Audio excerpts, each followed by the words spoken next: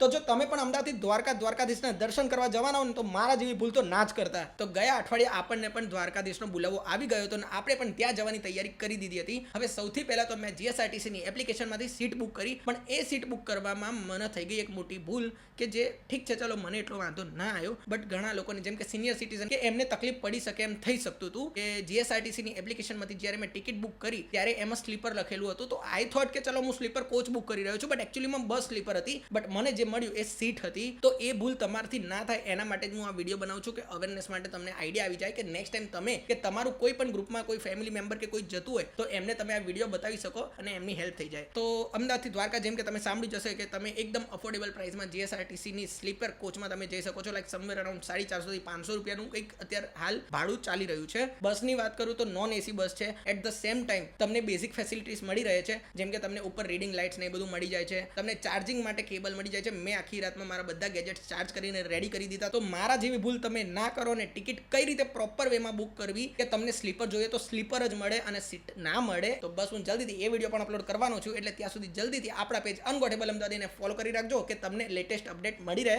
મળીએ તાર. રાધે રાધે.